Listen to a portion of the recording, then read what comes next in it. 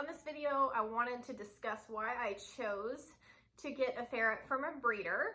It's an important topic that I'd like to discuss. I know sometimes it's up for debate, but the reason I chose to go with a breeder, well, there's several reasons. I like supporting reputable breeders, and I think unfortunately a lot of times people just lump all breeders together, and it's like, oh, they're all bad, backyard breeders, they're mills. Well, there are good breeders and bad breeders, just like anything else, and it's your job to find the good ones. And so I made a list of what I consider important in a reputable breeder. So I'm gonna go through that. I did write notes. I couldn't remember it all, so sorry if I looked down some. So to me, a reputable breeder is one who focuses on health and temperament. So it's important to me that when they're breeding litters, that their focus is health and not just a particular trait, like a particular pattern or a color. Health needs to be something very important to them. Two, one who maintains pedigrees and health records. So pedigrees are the lineage of the ferrets, and health records just to see, what happened with the litters the breeder has done. Were there health issues? If there were health issues, that they stop breeding that line. Number three, that the breeder has a plan and isn't just throwing any pair of ferrets together hoping for babies. Number four, somebody who does not breed many ferrets per year. Very small amount of litters is important to me. Number five, they have access to exotic veterinary care. So if any of their ferrets or the babies get sick, they have access to somebody who specializes in exotic animals like ferrets to care for them. Number six, it's important that they are spoken of highly in the ferret community. Number seven, they have a regular job outside of ferret breeding to support themselves financially.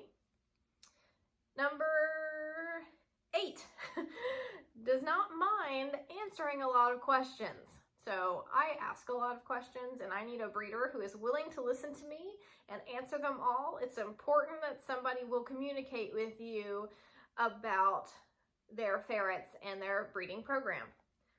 Number nine, it's important that they feed their baby ferrets both kibble and raw. I think this is important because it helps when you feed those babies a variety of foods. It helps them not be picky eaters as adults. Number 10, that they socialize the kits properly. They give them lots of different toys and socializing time, play time. They give them new experiences, and all of that helps develop a good temperament with that baby ferret. Number 11, they are willing to send pictures and videos of the ferret babies and their ferretry environment. I want to know that those ferrets are in a good home, that the breeder is willing to share where those babies live.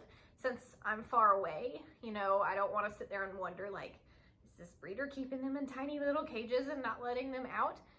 So that's important to me. And number 12, they interview potential owners and they have a good contract. It's important that your ferret breeder wants a great home for their baby. If they are not asking, what kind of life are you going to give this baby?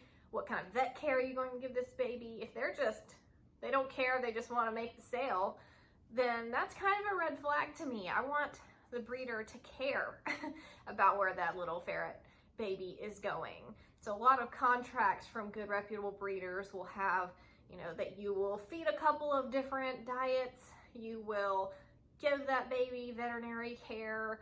If something were to happen to that baby where you could no longer,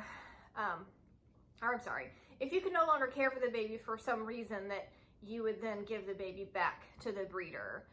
So that's important to me, that they just show how much they care about where their baby goes and don't just, sell them to whoever. Another point that I'd like to make is that when you get from a breeder, you are able to keep the ferret intact until they're older.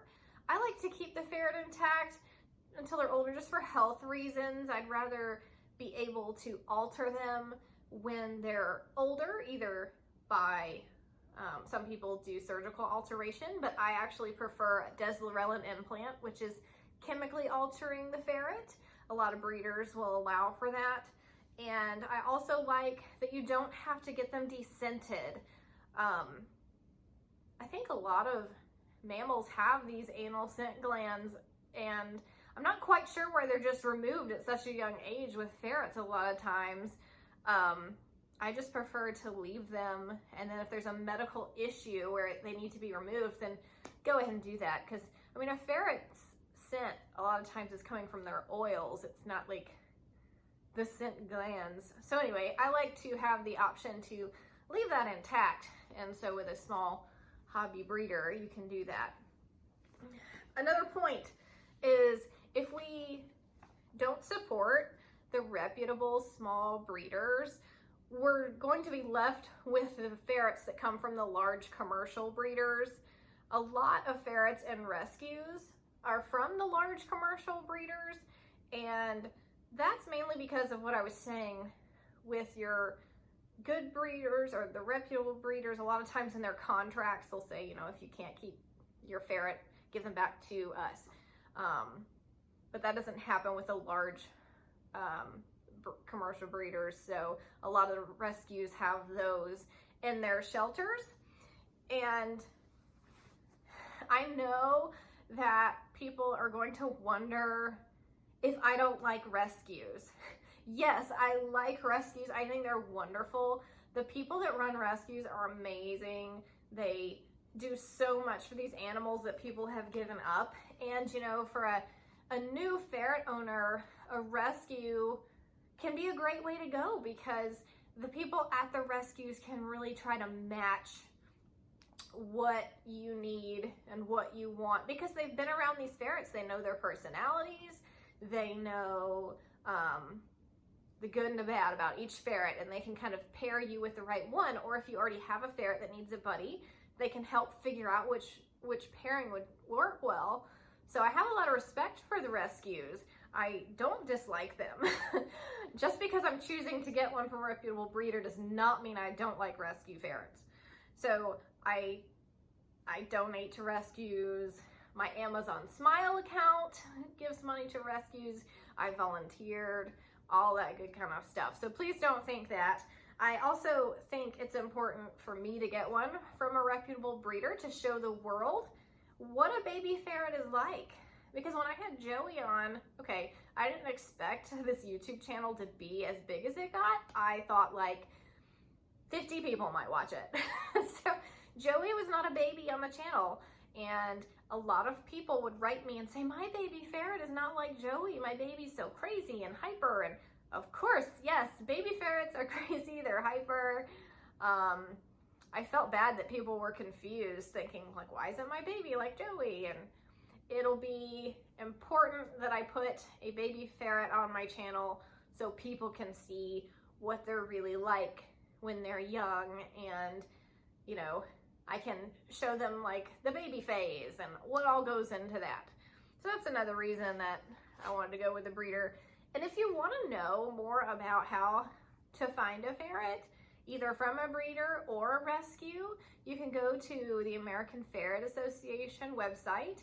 If you're in the US, sorry, I don't know all the information for other countries, but the AFA website is ferret.org, and they have a list of member breeders that you can, you know, look through. And I would recommend calling them, talking to them, even if they're not near you. Just call, talk to them, see what they have, learn from them, and ask them about other breeders that they, you know, like and think highly of. And they also have a list of rescues that I will share. So all of these options would be good to kind of look into if you're interested. And if you do decide to go with a breeder, no, it's not going to be a fast process usually, because there's a window. Most breeders, I think, breed spring to summer because it's like the natural breeding time for ferrets in the US. I don't know about elsewhere. So if they're not having many litters and it's only a certain time period per year, a lot of times you get put on a wait list and you may have to travel. I know I am. I'm going several states away to get my baby, but to me it's worth it. You don't have to do that, obviously, but that's just kind of what I'm going to do. So I hope this video has been helpful. It's not meant to start any arguments about adopt and, you know, the adopt, don't shop and all of that. I understand everybody has their own opinion, but I just wanted to kind of explain mine. And I hope you guys are having a great day. I'll be getting my baby soon, so I can't wait to introduce you guys. See you later. Bye.